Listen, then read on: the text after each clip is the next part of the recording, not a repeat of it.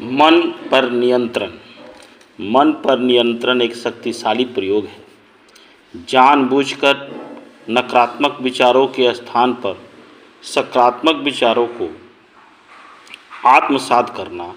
उदाहरण स्वरूप, यदि आपको क्रोध आए तो सचेत रूप से अपना ध्यान प्रेम और धैर्य के विचारों पर केंद्रित करें।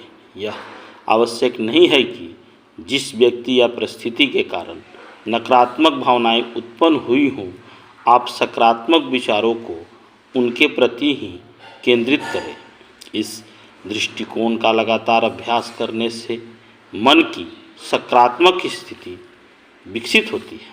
अधिकांश लोग नकारात्मक परिस्थितियों पर ध्यान केंद्रित करते हैं जो उनके नियंत्रण में नहीं होती है, इसलिए वे जो कुछ बदलने की क्षमता रखते हैं, जैसे अपनी भावनाएं, विश्वास एवं व्यवहार, उनको बदलने में विफल रहते हैं। वे दोषारोपण का खेल खेलने की अनुत्पादक आदत विकसित कर लेते हैं और अपने मूड को बेहतर बनाने के लिए व्यक्तिगत जिम्मेदारी की उपेक्षा करते हैं। यदि हम खुश रहना चाहते हैं तो हमें ऐसी नकारात्मक मानसिकता को नष्ट करना होगा। वास्तव में बाहरी स्थिति से परे हम अपनी भावनात्मक प्रतिक्रिया चुनने के लिए स्वतंत्र होते हैं। हमें ध्यान रखना चाहिए कि बाहरी परिस्थितियों और हमारे मन के बीच अंतर होता है।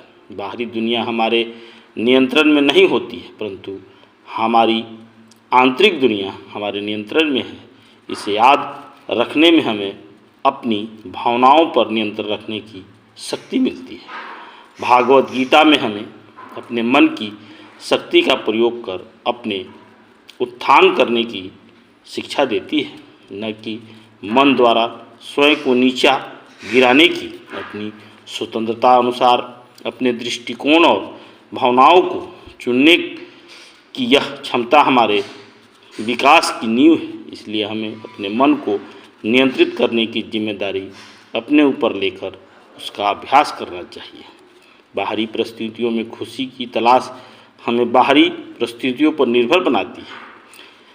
इसके बजाय यदि हम यह मान लें कि प्रसन्नता हमारे विचारों और विश्वासों में निहित एक आंतरिक संसाधन है, तो हम आनंद की निरंतर स्थिति बनाए रख सकते हैं। मन पर नियंत्रण एक बहुत बड़ा योग है और इसे जो मनुष्य कर लेता है वह सिद्ध पुरुष कहलाता है। धन्यवाद।